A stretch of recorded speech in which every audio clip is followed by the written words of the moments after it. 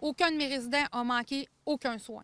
La propriétaire des résidences La Villa du Parc et Saint-Pédis, Nathalie Boisclair, veut rectifier les faits. Elle veut donner sa version.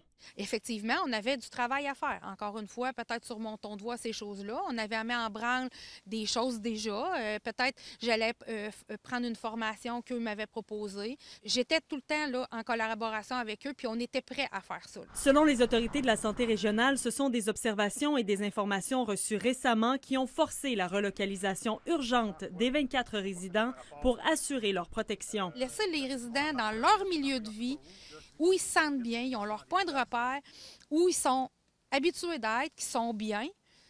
Puis nous, on va se tasser le temps d'éclaircir les choses puis de voir est-ce qu'il y a moyen de faire quelque chose ou bien s'il faut les déménager, ils auront toujours gagné quelques semaines, peut-être une semaine de temps pour le faire.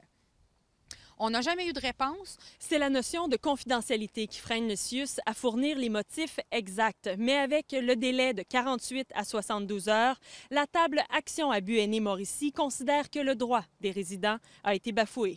Le CIUS exige 6 mois pour savoir qu'une résidence va fermer pour avoir le temps de se retourner de bord. Comment on peut demander 48 heures aux aînés?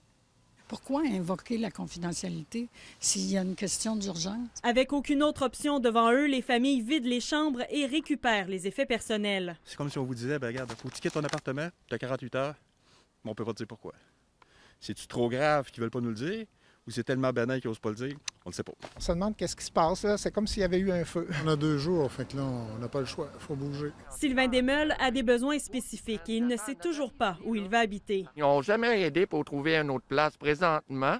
La dernière fois que je me suis retrouvé, c'est dans un hôtel où il n'y avait aucun service. Jusqu'à présent, la propriétaire a encore sa certification, mais toute cette histoire aura des répercussions. Je peux vous le dire, je suis honnête, je suis démolie.